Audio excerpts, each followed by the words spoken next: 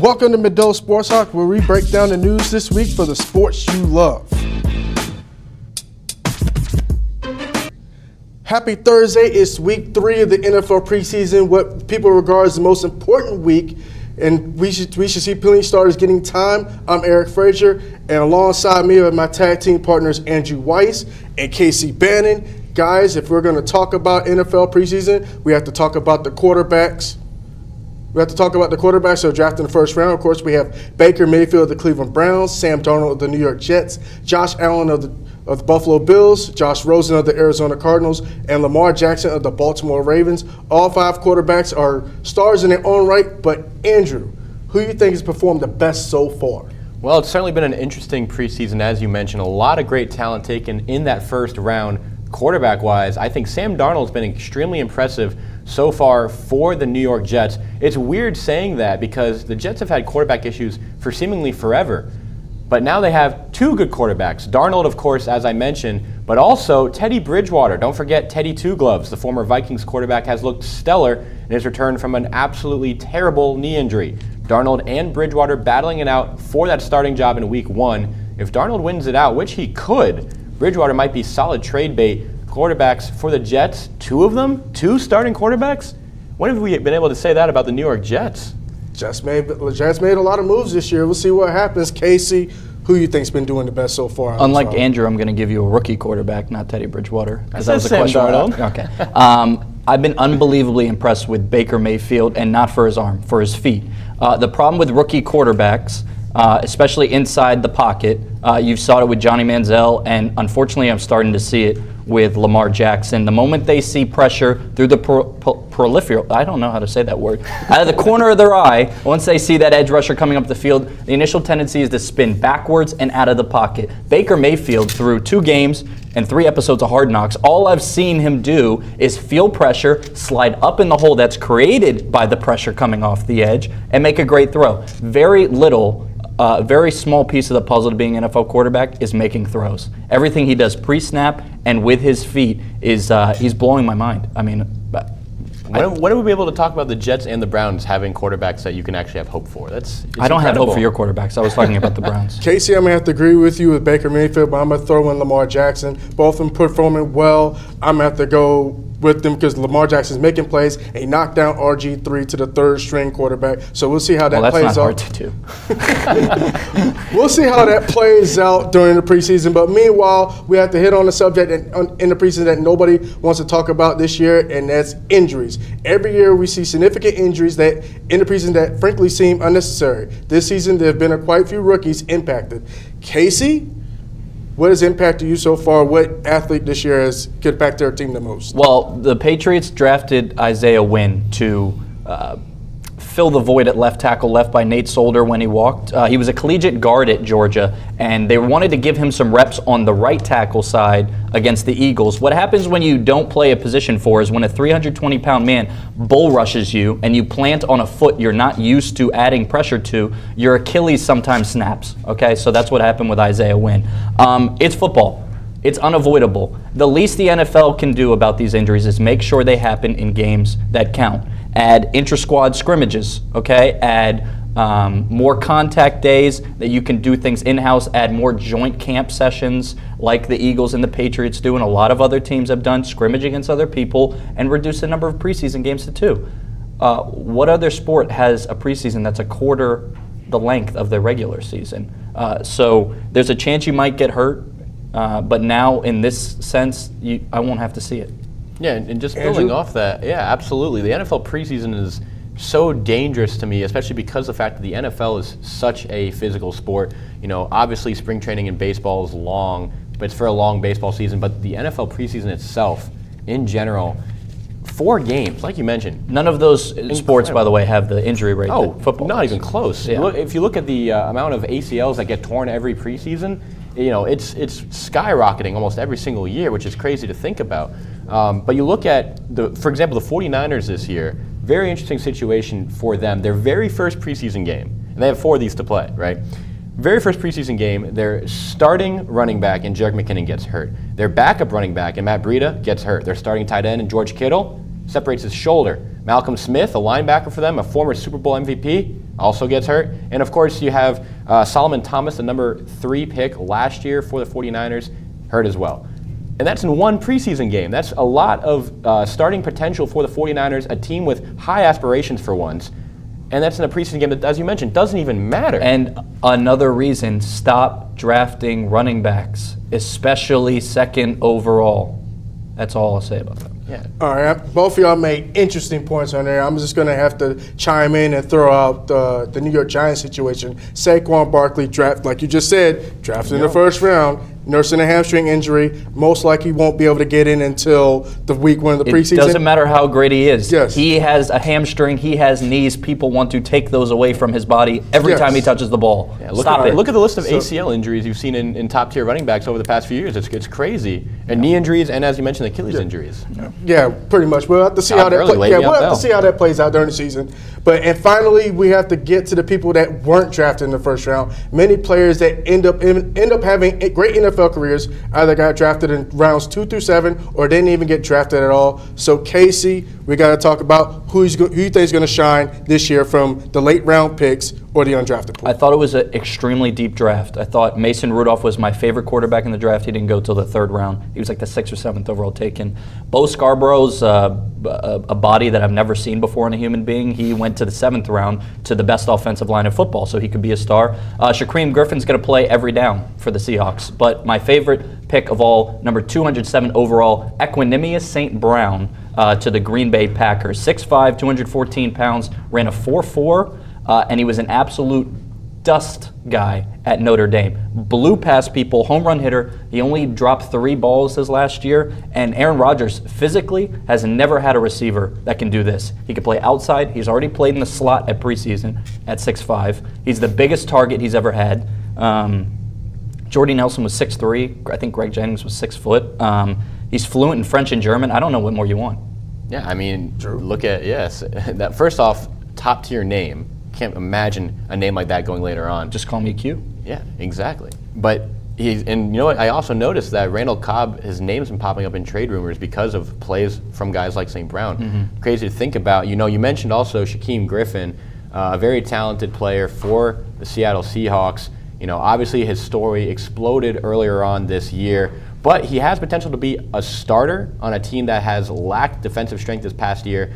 And I'm going to add in another Seattle Seahawk. The Legion of Boom might be gone in the secondary, but the Legion of Boom on special teams is here. Michael Dixon, 5th round pick from Texas, the punter. You heard me, the punter is going to have a great career in Seattle, enough to where they cut John Ryan, the lovable punter that's been there for 10 years. He's been fantastic, and he is going to have a great season. He doesn't count. When has a punter been a high draft round selection? Oh, never. But the point being is that's a guy that you're taking the 5th round before guys like St. Brown. Hold on, guys. I mean, highly of him. The Raiders did draft Sebastian Janikowski in the 1st round, and he had a great career. But I'm gonna go with Nick Chubb on that one. But that's all the time we have Didn't he go in the second round? For the NFL on Medill Sports Talk. But we got to talk breaking news, big time news at Ohio State in college football. Alex Campbell, Nicholas Hennion, and my man Andrew Reese. We'll be right back here. You're watching Medill Sports Talk. Stay tuned.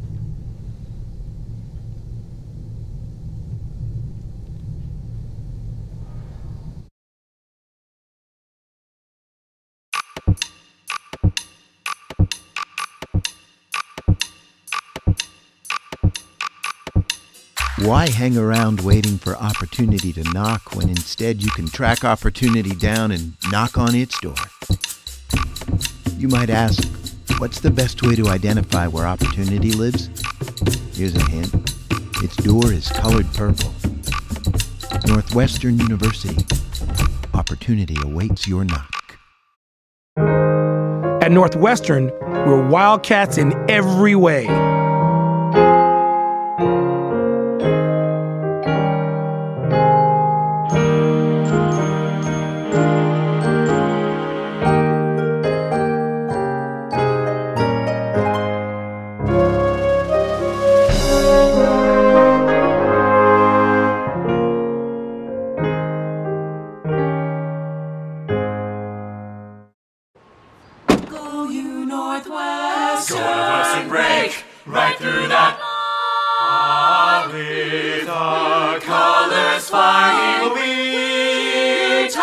will cheer you all the go. Go you Northwestern, fight for victory, sweet victory, for the fame of our fair name, and go Northwestern, win that game.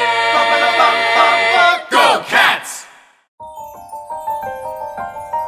Why spend your entire life looking for some on-ramp to the road to opportunity when there's already a well-traveled path? So you may be wondering, what does that path look like? Is it paved with gold? Well, here's a hint. It's actually paved with purple. Northwestern University. Your road starts here.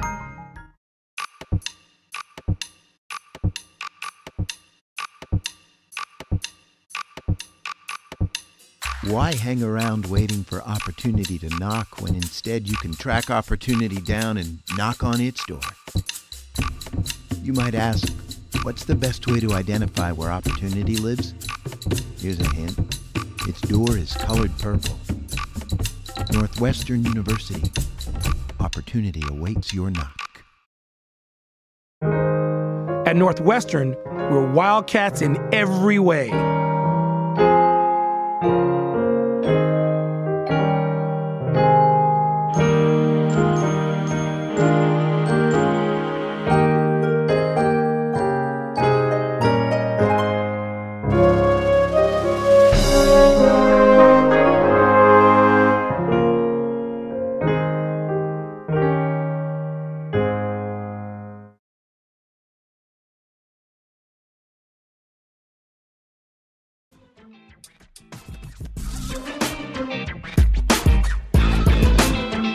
Welcome back to Medill Sports Talk. Alongside Andrew Weiss and Alex Cambpell, I'm Nicholas Hennion.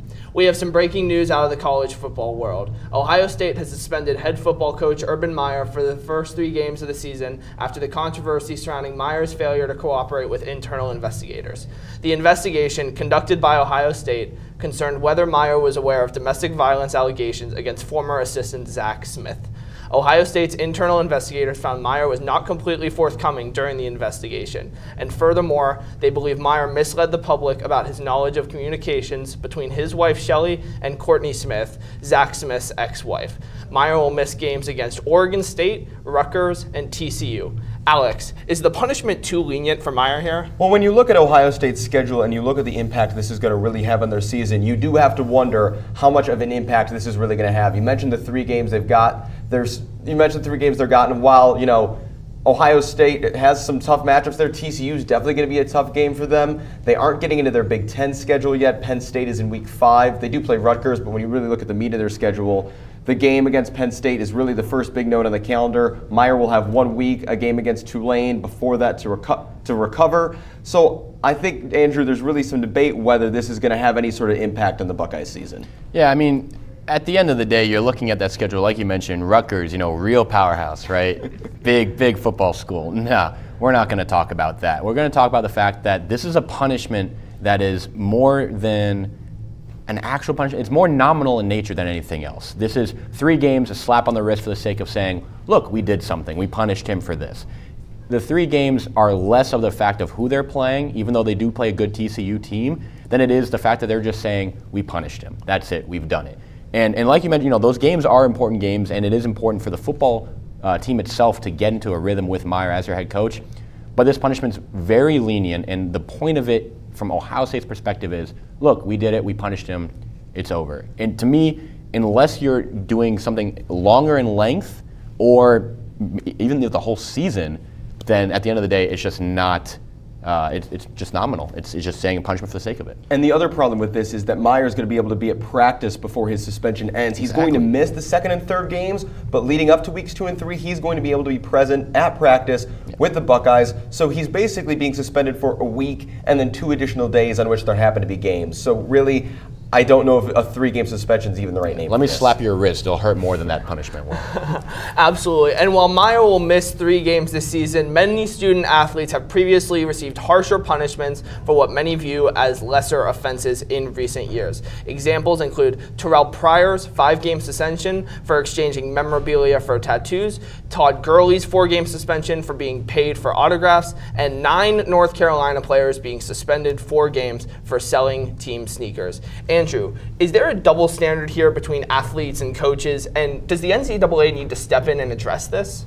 Well, one of the big things to remember, of course, is the fact that Ohio State is the party that's levying that punishment down to Urban Meyer, not the NCAA. And the NCAA has been, as we've noticed so many times in the past, very inefficient and ineffective when it comes to figuring out what is a good punishment for its athletes. You mentioned the UNC players getting suspended. Chaz Surratt, quarterback for UNC, suspended 4 games for selling his sneakers.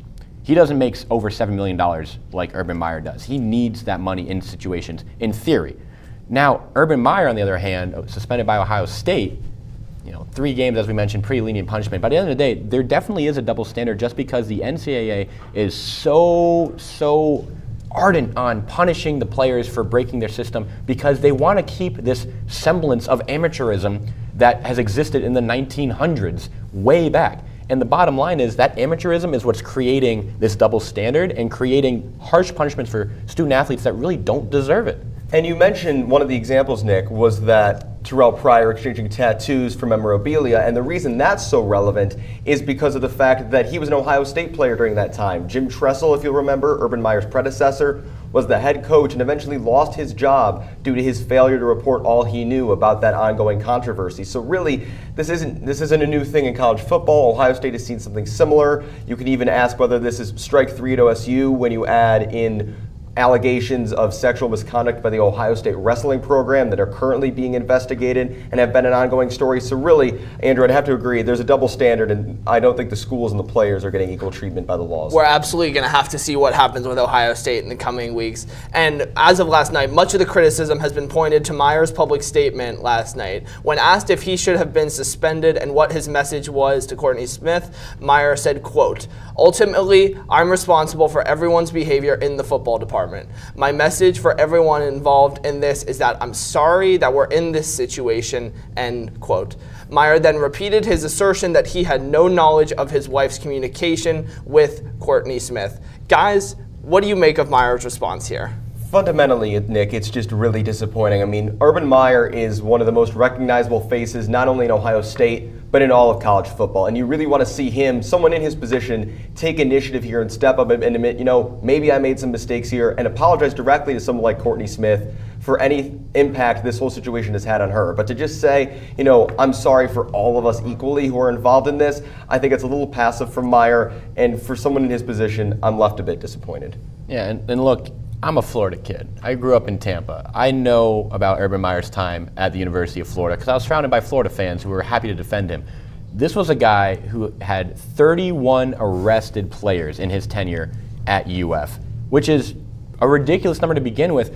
But the fact that a lot of these players, especially guys like Aaron Hernandez, went on to do things that were not great, shows that perhaps Urban Meyer's a little bit too lenient. And you can see in this statement that he's more concerned about the football culture than he is about the overall culture of his program. I mean, there's a guy that left, there's a cornerback, that left Florida. He was dismissed by Meyer's replacement in Will Muschamp that said, "I wouldn't have been dismissed if Meyer was still a coach. Coach Meyer knows how to win." What does that tell you guys? The bottom line is he cares more about football than he does about anything else. And you can tell because he didn't mention Courtney Smith once in his press conference. He didn't even mention her name. This is a guy that's a successful football coach, but let me tell you, he's got a losing record when it comes to press conferences. And when you're putting, football wins ahead of people's lives in terms of what's most important, you're just setting yourself up for a bad situation. And again, just disappointed in the way Urban Meyer's handled this. Absolutely, and we should emphasize there are a lot of moving parts. This is still a developing story, and we'll have to stay tuned to see how this impacts Meyer and Ohio State's season. That wraps up this segment of Medill Sports Talk. Alex and I will be right back with Mr. Drake Hills to bring you up to speed on all things international soccer. Stay tuned. You're watching Medill Sports Talk.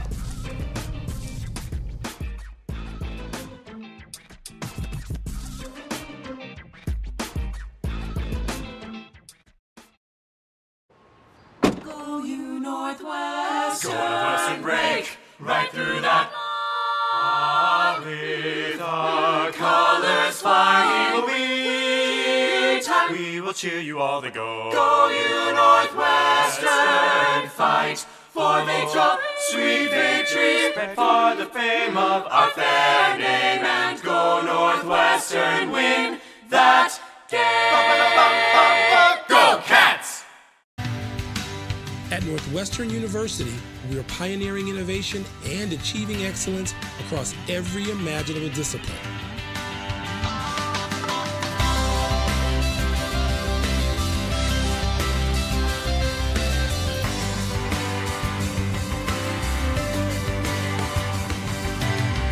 At Northwestern University, the possibilities are endless.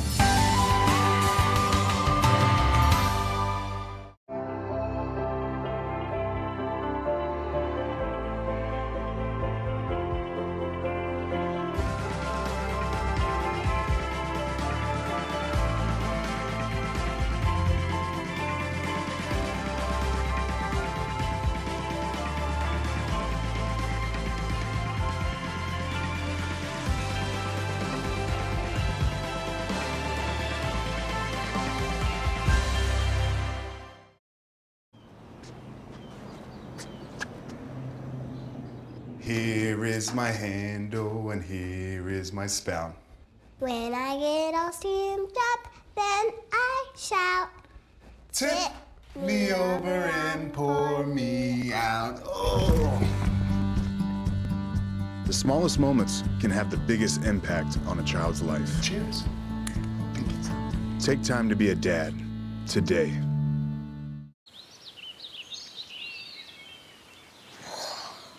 Oh, look, a redhead. Staring contest.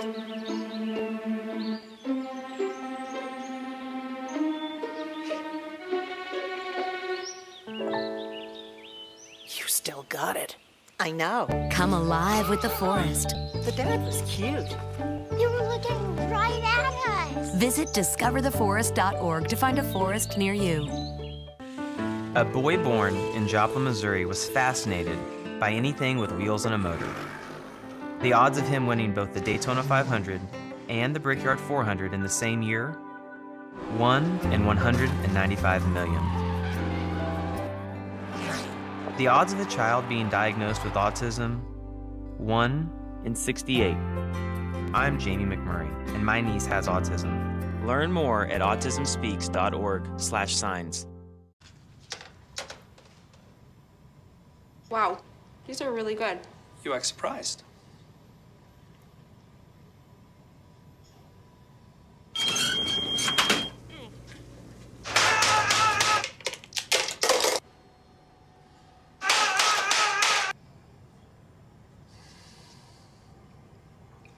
Practice makes perfect. You don't have to be perfect to be a perfect parent. There are thousands of teens in foster care who don't need perfection. They need you.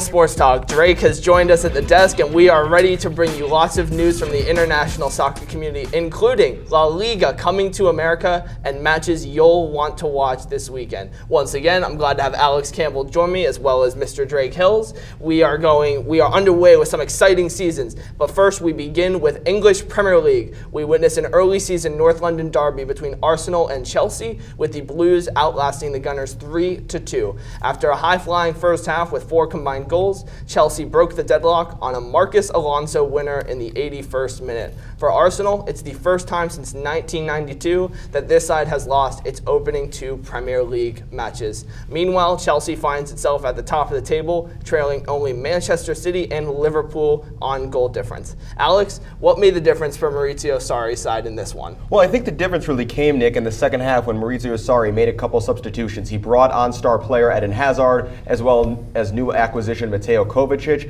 and they really had an immediate impact on this game. As you said, we saw a first half where it was very back and forth. It started with Chelsea on the front foot, scoring 2 goals, getting out to that big lead, but then they gave it up to the Gunners as the Chelsea defense struggled and Arsenal roared back. Second half was a lot more closely contested, but as soon as Eden Hazard stepped on the field, the game clearly changed. He set up Marcos Alonso's 81st minute winner, so I think a lot of credit has to be given to Maurizio Sarri and his tactical decisions with the substitutions. Absolutely. There was a couple great tactical decisions on Sarri's side. Drake, on the flip side, what went wrong for the Gunners in this one? Well, a couple of players that are still in that situation, what happened at the end of Arsene Wenger's managerial career at Arsenal last year. Now, if you take a look at Mesut Ozil, Aaron Ramsey, and some of the new players that they bought, Pierre-Emerick Aubameyang, Alexandre Lacazette, some of those players who are still trying to find their way in the Arsenal team. Unai Emery coming into the play, recently signed as a manager from Paris Saint-Germain and is now at the helm at Arsenal,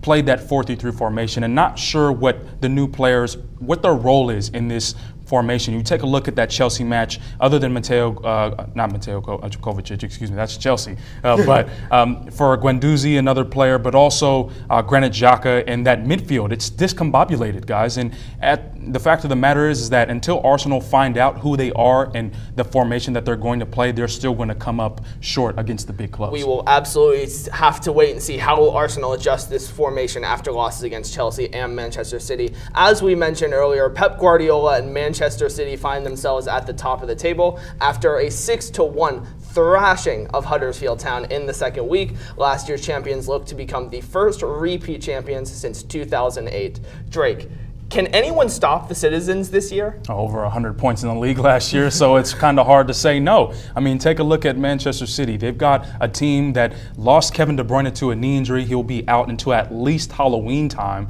and they just take out Raheem Sterling, and all of a sudden they have Sergio Aguero comes in with Gabriel Jesus, the young Brazilian. All of a sudden, Sergio Aguero goes in against Huddersfield Town over the weekend, scores another hat trick. He's up there with the best foreign strikers that have played in the English Premier League ever.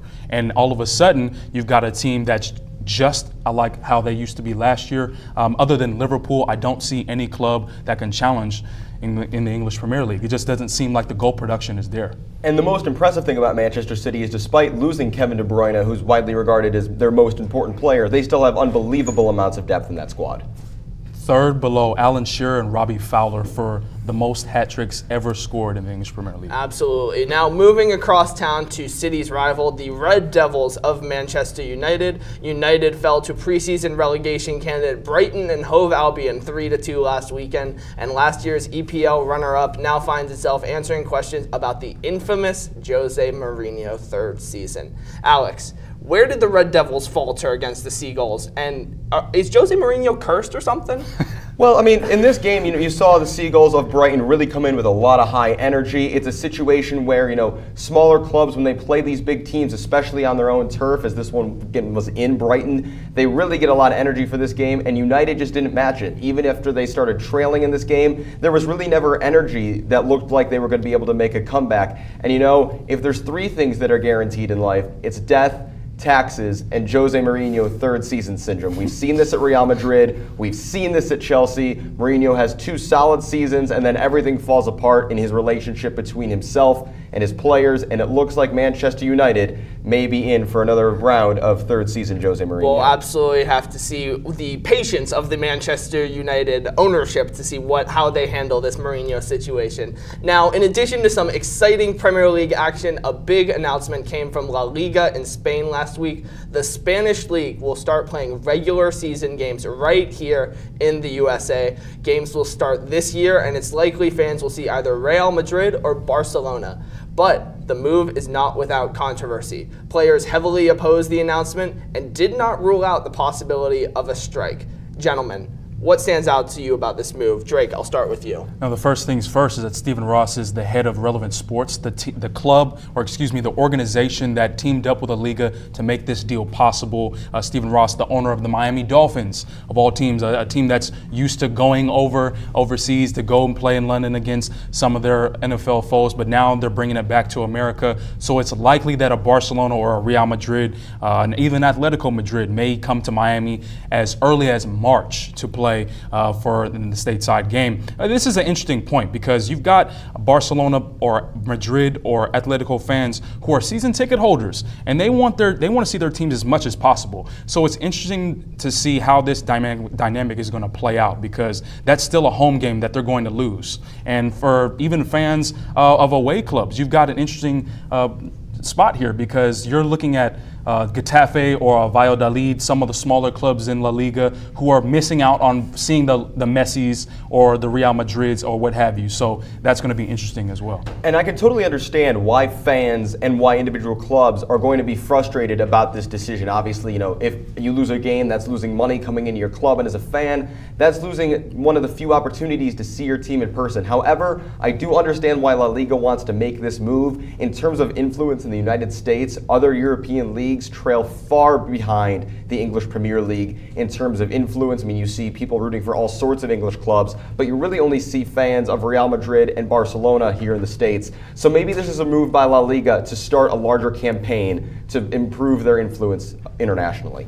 Absolutely, and Drake, you sort of touched on that we've seen Stephen Ross teams head over to London, and even the organization that made this move said that they really modeled this after the NFL bringing games to London. Yes, of course. And so is that something that can work in the United States? Well, here's the thing. The NFL is playing NFL games. They're not playing a North American Cup game. They're not playing against other teams in different types of competitions. So for the NFL or not the NFL, but for Stephen Ross and Relevant Sports to think that this is going to be a perfect match in heaven for the La Liga, a league that has clubs playing over 60 matches, that's something that's a little bit strenuous for not only players but also their fans that have to go through and try to find these games. Listen, I understand what you're saying, Alex. The English Premier League, they have the NBC Sports deal, they have the resources, they have the attention. La Liga obviously is making that move to match that. But for the players' perspective, you got to think about them as well, because as I said, 60 games, that's a lot. So to try and play a B team to help, I guess, facilitate, the fatigue factor, you're going to have to wait and see what's going to happen, because if they do lose a match because they played a B team, this could be a situation where Barcelona or Real Madrid end up losing the league because they lose that match in America. And the biggest difference, I mean, they say they're modeling it on the NFL playing in the UK. The NFL has stated that their long-term goal is to potentially have a team in London. La Liga has no such aspirations to put a team in the United States, so this is really just for money and for publicity. Absolutely. We'll have to see how this progresses in the coming months. But to wrap up this segment, let's take a look at some of the games to keep an eye on across Europe this weekend. Leagues in England, France, Spain, and Italy will all be in full swing, and there are plenty of exciting matches for fans to check out. Drake, what should fans be looking for this weekend in terms of a great game? Well, I think I'm going to leave the Manchester United-Spurs matchup. I know Alex wants to get into the analysis of that. But first of all, we're going to get into maybe the American part. Tim Weah, one of the youngsters in the American national team, has scored in the Ligue 1 with Paris Saint-Germain, is going to line up hopefully against Angers in the French league. So we'll see what happens there. But more importantly, Cristiano Ronaldo, the most important player to be arguably against Lionel Messi and some other players, will be making his home debut with Juventus in Italy against Lazio this weekend. Obviously, the match that he played against Chievo Verona was the third most watched game in Italy history. And obviously, his former club, Real Madrid, they took an L there, having the worst attendance record since Cristiano Ronaldo came to Real Madrid in 2009. So there's big Cristiano Ronaldo factor going into the weekend. And Alex, Cristiano Ronaldo's former club, Manchester United, we talked about them earlier in the show, has a big game this weekend. Tell our viewers about that. Yeah, the aforementioned Red Devils. So Manchester United will be taking on North London's Tottenham Hotspur this weekend, and these are teams really heading in opposite directions. Tottenham have won their opening 2 games. They've basically picked up right where they were last year. Harry Kane scored in August for the first time ever, which is a threatening idea for the rest of the league given how often he scores goals. Manchester United, as we discussed, have struggled. So this is really going to be, I think, an early season referendum for both these teams. Can Spurs keep up their winning ways against the best team they've played thus far? And can Manchester United use this big stage to turn their season around? Absolutely. Just to recap, Juventus Juventus Lazio Saturday in Italy, and then you have Manchester United Tottenham in prime time on Monday. Well, it looks like the referee is reaching for his whistle, meaning that's all the time we have this week here on Medill Sports Talk. For Drake Hills and Alex Campbell, I'm Nicholas Hennion. We'll be back next week with a new episode. In the meantime, be sure to follow us on social media at Medill Sport Talk. That is on Twitter and Snapchat, and be sure to subscribe to our YouTube page. For all of us here at Medill Sports Talk, have a great rest of your week.